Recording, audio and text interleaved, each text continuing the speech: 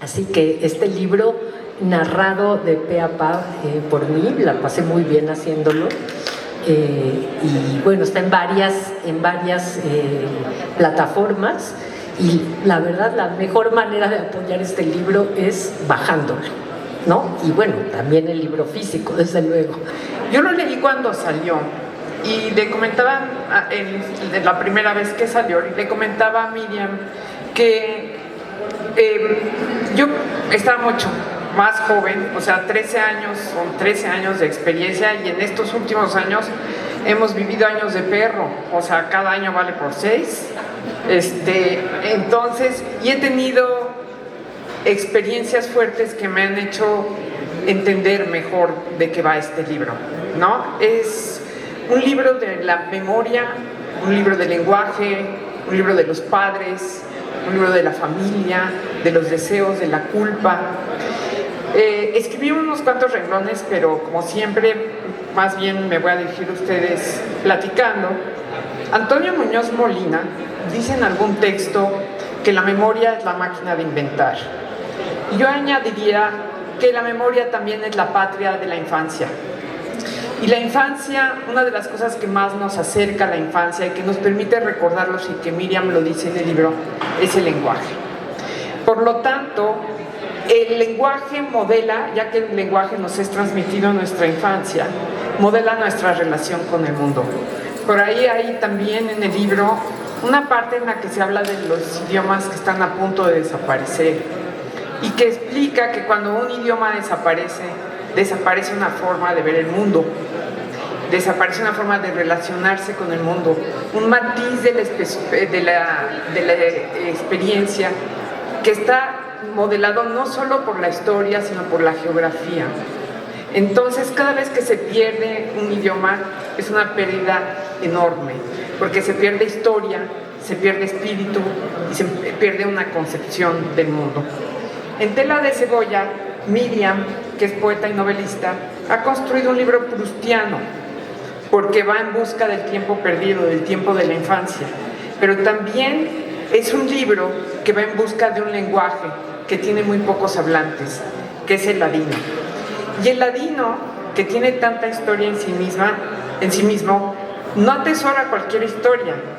Es la historia de una cultura que ha atesorado sus raíces, que ha tenido pérdidas enormes, tanto humanas como materiales y geográficas, y que conserva en sus idiomas, porque no nada más es el ladino, también está el yiddish, y bueno, primordialmente el hebreo, conserva en sus idiomas la identidad, la historia, las costumbres, y también una cosa que lo acerca a lo sagrado, una especie de devoción por la palabra, porque literalmente es una cultura que está basada en la devoción por la palabra. Se considera el idioma algo casi divino. Como sabemos, esta cultura padeció un martirio sin precedentes en la Segunda Guerra Mundial. Y Miriam habla muchísimo de esa pérdida, pero no lo ubica. Este no es un libro nada más sobre eso. De hecho, hay una parte en la que se habla y se reproduce tal cual y se comprende perfectamente el edicto de expulsión de los reyes católicos a los judíos y musulmanes de España, que aparte Miriam hace un apunte muy simpático. Dice que el sultán Bayaceto II, cuando recibió a los judíos que finalmente se volvieron judíos turcos, dijo del rey Fernando II: ustedes dicen que es muy inteligente, pero empobreció su reino para enriquecer el mío. Y de cualquier diáspora se puede decir eso. A donde va un emigrante, enriquece el lugar donde se queda. Simple y sencillamente porque es un ser humano que trae diversidad, vuelve cosmopolita el lugar donde está. Miriam, que se puso súper proustiana en este libro, describe de una manera muy bonita aquí en la página 197 cómo el sueño, ella tiene su propio proceso de recuerdos en el sueño, cómo el sueño, cuando se va hundiendo la persona empieza a experimentar una pérdida de conciencia que se compensa con una especie de invasión de las imágenes. Y cuenta que algunos campesinos de México le llaman recordar al despertar, como si el sueño fuera olvido. Una de las cosas que me gusta mucho de este libro, y me gustó mucho desde la primera vez, es que como cualquier persona que se adentre en la historia del español, cuando uno estudia el español deja de lado ciertos clasismos idiotas, porque se da cuenta que Ancina, por ejemplo, es solo una forma más antigua, que no está mal dicho, que está dicho con un arcaísmo, ¿no? Y que muchas formas que tenemos nosotros de juzgar el habla de las personas que viven en comunidades rurales es injusta, porque están hablando correctamente en un castellano más viejo. Miriam dice: la experiencia de este estado es sorprendentemente vívida, fabulosa, desconcertante, temible. Hacemos el intento de atraer esas visiones hacia nosotros, hacia este lado, al plano de la vigilia. Al momento de relatar o relatarnos lo soñado, lo convertimos en otra materia, rompemos su naturaleza, lo transportamos a este mundo y alteramos su composición. Todos hemos experimentado el momento de despertar y de no poder asir exactamente las imágenes del sueño y sentir frustración porque no podemos. Miriam no solo hizo un travelogue, no solo hizo un poemario, no solo nos da unas clases muy discretas de ladino, no solo cuenta sus sueños en los molinos de viento y la experiencia familiar en la distancia del foco. Otra cosa que hace es ponernos en contacto con partes como ensayísticas que tienen que ver con el sueño de otros escritores. De Jung, por eso trae su abrigo rojo, de Canetti, nos pone en contacto con una cantidad de escritores. Y bueno, yo le quería traer dos palabras, bueno, una palabra, que es de Yiddish, porque no me puedo acordar de la otra palabra, pero Fargapiet, hay una palabra Fargapiet y la otra que corresponden a hundirse en el sueño y salir del sueño. El momento de hundirse, que uno está medio loquito porque está ya empezando a perder un poco el control de las imágenes y del discurso y de la interpretación de lo que nos rodea, y el momento de salir, que tú lo cuentas también, y que tiene una cosa, el momento de hundirse, proustiana.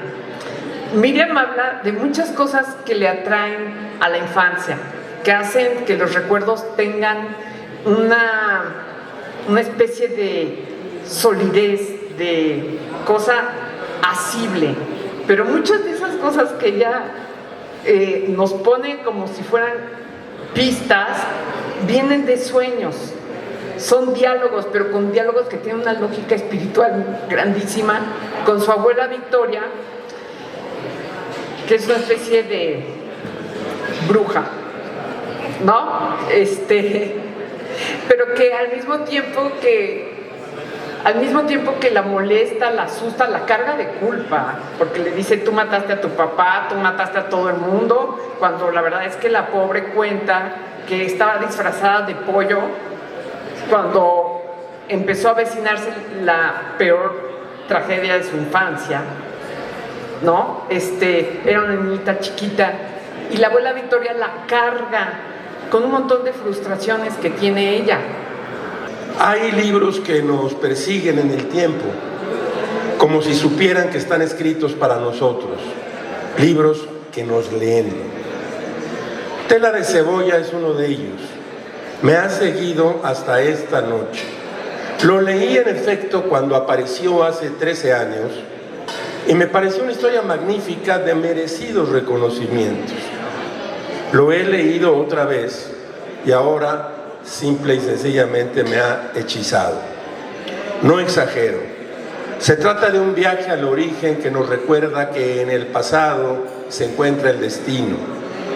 Siempre he dicho además que el destino está aquí y es hoy. Quisiera empezar por la inteligencia literaria con que Moscona ha armado este libro. los caminos narrativos, por llamar así a los espacios, distancias de foco, molino de viento, pisapapeles, canticas, la cuarta pared. Estos territorios se intercalan y logran un equilibrio sutil para contar desde distintos ángulos el tema central. La narradora viaja a Bulgaria en busca de su padre, su madre y de los últimos hablantes del ladino.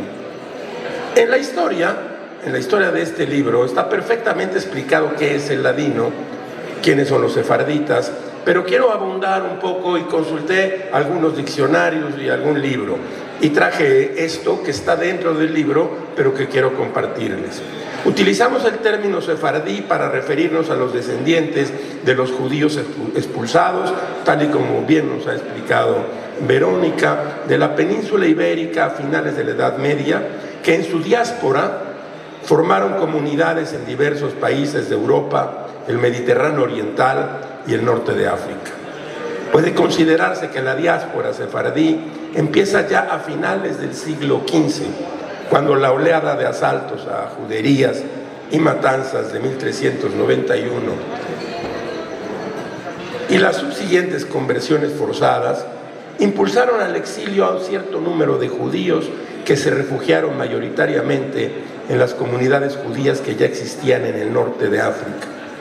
La expulsión de los judíos de Castilla y Aragón por los reyes católicos en 1492 arrojó fuera de estos reinos a un contingente de cerca de 100.000 judíos que fueron a asentarse en algunos lugares de Europa, Italia del Sur, el sur de Francia o Portugal, en el reino de Marruecos o en las tierras del Mediterráneo Oriental.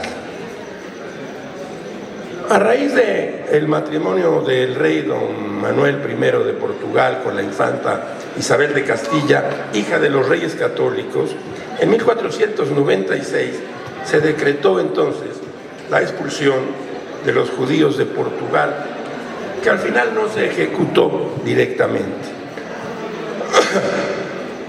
En las comunidades formadas por el exilio, por los expulsos, como se les llamaba, de la primera generación, se hablaban, por tanto, distintas variedades lingüísticas sin que existiera una norma común. No obstante, es indudable que los hablantes se extendían entre sí, utilizando cada uno su variedad lingüística y propia. En la segunda y la tercera generación de los descendientes de los expulsados debió producirse una koiné, es decir, una lengua común que era producto de esa mezcla de distintas variedades lingüísticas ibero-románicas. La base de esa koiné era el castellano de finales de la Edad Media en su variedad meridional. Verónica lo ha explicado con muchas menos palabras y más precisión. De ahí nació lo que llamamos el judeo español o lengua sefardí con sus distintas variedades, que en los siglos XVI y XVII se fue desarrollando y evolucionando de forma independiente con respecto al español peninsular. Así, entonces, se considera que en el siglo XVIII el judeo español era una variedad lingüística sustancialmente puesta en todo eso. A esta búsqueda, Miriam Moscona la ha dotado de una familia, una abuela rabiosa, una pareja y 2 hijos, sombras de la vida, esperanza de subsistencia y azares que convierten en una vida familiar, un orden y alguien que baja de un vagón que iba al exterminio, porque todos sabemos que el azar es un dios loco. He dicho que hay libros que nos persiguen y si vienen detrás de nosotros es porque en cierto sentido pasamos de largo, aunque ya dije que siempre reconocí en estas páginas a una escritora notable, y no solo en estas páginas, sino en otros de sus libros que he leído desde hace ya mucho tiempo. Tal vez me engañó el título, pienso yo, que uno entiende hasta que abre la puerta y entra al pasado de una lengua perdida. Yo, abusivamente, le habría puesto: quiero saber si estamos muertos. La niña le pregunta a su madre en la oscuridad de un sueño: quiero saber si estamos muertos, mamá. En la parte y Verónica se refería a la parte de los sueños. Hay dos momentos, y voy a leer solo dos párrafos. El primero de ellos está aquí y otro está hacia el final. Dice: al fondo la gente enciende velas y las coloca en candelabros negros. Cuando se llenan ocasiones especiales, 10,000 personas cantan a la vez. A mi derecha se levantan leones de mármol y columnas rematadas con un águila de piedra sobre los capiteles. Esta imagen se repite en toda la nave. En el centro de la iglesia hay un círculo de mármol gris y dentro del círculo otro menor, negro. Los creyentes se detienen en este punto negro y cierran los ojos para rezar, para internarse en sí mismos o por un deseo. Cuando termina uno, llega el siguiente y el siguiente, en fila, sin parar. Después entro yo de verdad, como entra el eco después del grito, en sordina, pero con vivacidad pellizcando el oído. En la cortina que se descorre, en la oscuridad de mi mente, aparece mi madre, jugando de niña en esos pasillos. Me pregunta: ¿qué hago aquí? Quiero saber si estamos muertos, mamá. Ella desaparece entre las columnas. Alguien me pica la espalda.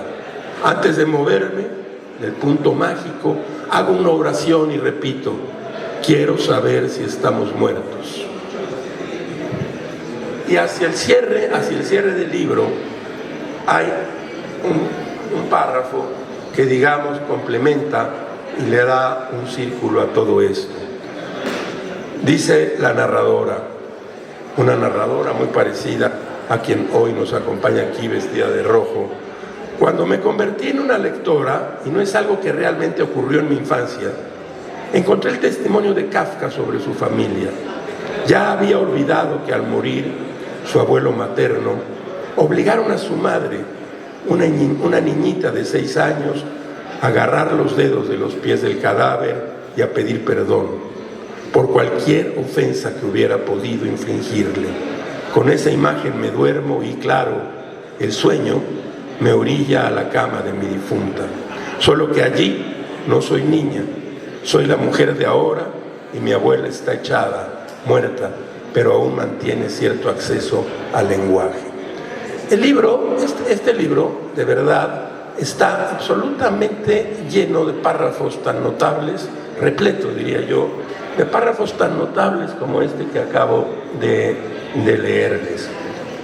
Hay una investigación muy notable, y no puedo sino decir que además soy afín desde hace tiempo a los libros de Miriam, pero eso no quiere decir que no pueda ver y saber la muy profunda investigación que hizo, como si fuera una trama o subtrama, si ustedes lo quieren ver así, pero que además le pone, como ha dicho Verónica, le pone a una madre, le pone a un padre, a una madre viuda, a una niña que crece y a una abuela que no sabemos bien a bien si es una rabiosa, si es una miserable o simplemente una mujer que habla un idioma distinto al de los demás. He dicho entonces que hay libros que nos persiguen, y este me ha perseguido. Sé que siempre pedirle a un libro que se llame de otro modo es un abuso, y que uno no puede montarse o pedirle a los libros de los otros que sean como el libro que uno quiere. Pero cuando uno lee un libro y siente que es suyo, ese libro, creo, ha triunfado en el lector. Por lo menos en mí ha triunfado. Ya muy cerca de que iba a salir, como que se le metió quién sabe qué cosa al editor y se empezó a sentir muy incómodo con el título. Y me dijo que en francés oignon, ¿no?, cebolla, es también un juanete y que no suena muy lindo. Y que aparte es una manera no muy elegante de referirse al sexo femenino. Entonces, que perdía un poco toda esta cosa sugerente que supuestamente tenía en español. Y entonces se puso él a releer por enésima vez, porque es un editor de esos tremendos, o sea, una pequeña editorial muy cuidada, que ama él su catálogo. Hijo, qué envidia. Bueno, pero el tema es que se puso a releerla y me dio una lista como de 10 posibles títulos. Como que no me sentía muy cómoda. ¿Cómo no le puse ese? No se me ocurrió. ¿Cómo le pusiste? Se llamó, bueno, no lo voy a repetir en francés con mi acento de ciudad nesa, ¿verdad? Se llama, en francés se oye más bonito, Las sombras cosidas, que también él lo sacó del libro. Luego hay quien me dijo, ay, chale, ¿por qué le puso así? Parece como la historia de Peter Pan. Bueno, les quería yo decir que esta historia que refirió Vero, de una estancia en Salónica, se las quiero contar muy brevemente porque me tomé la libertad de hacer una pequeña edición de una película, y quiero hacerles la pequeña historia de qué va esto. Por aquí anda mi amiga Eni, con quien hice este viaje a Bulgaria y a Salónica. Y bueno, yo soy la persona más desorientada del mundo, pero bueno, llevaba yo ahí a mi Lazarillo, que es mi amiga, y entonces no había en ese entonces, yo creo, como la tecnología que hay ahorita, porque en estos pocos 13 años sí ha avanzado cañón. Y entonces traíamos un mapa, y ya ven que hay un momento en que para entenderle al mapa hay que darle la vuelta, cosa que yo jamás he aprendido a hacer. Y de pronto nos vio una persona y nos abordó en inglés y nos preguntó, ¿can I help you? Entonces, pues sí, nos empezó a decir que qué estábamos buscando y tal. Y en una de esas se acerca una mujer mucho mayor y me dice algo en griego, nos dice algo en griego, y no me pregunten por qué, yo le contesto, no hablo griego. Y entonces ella me dice, ama, ¿hablas español libre? Y yo me quedo helada. Me doy cuenta enseguida que ella es una hablante del judeo español, una mujer mayor, muy hermosa, se ve que era muy hermosa. Enseguida se alza la manga de su camisa y nos enseña su número tatuado de los campos de Auschwitz. ¿Y cómo será este azar? ¿Cómo será este azar? Que, bueno, por un lado habíamos estado, mi amiga y yo, y aquí estaba, si no para que me desmienta, habíamos estado en un museo fantástico donde se visita la tumba de el papá de Alejandro Magno, ¿cómo se llama? Felipe, exacto, de Felipe, ajá, y con sus coronitas de laurel doraditas expuestas allí, y es maravilloso el museo porque bajas como a un entierro, tiene un premio ese museo, es una maravilla, y el lugar se llama Vergina. Y total que le comentamos que habíamos estado allí, me dice, mi hija es arqueóloga y ella estuvo presente en el descubrimiento que se considera el descubrimiento arqueológico más importante del siglo XX. Pero bueno, la casualidad no termina allí, ya bastante casualidad es haberla encontrado, que tiempo después en México me encuentro con esta película que se llama El último sefardí, del cual tomo este fragmentito que quisiera que vean, dura 3 minutos nada más, y a donde me voy para atrás cuando veo que la mujer aparece allí hablando. No lo podía yo creer. Aquí está narrado en el libro, les voy a decir en la página digo, mucho antes de conocer esta película, claro. En la página...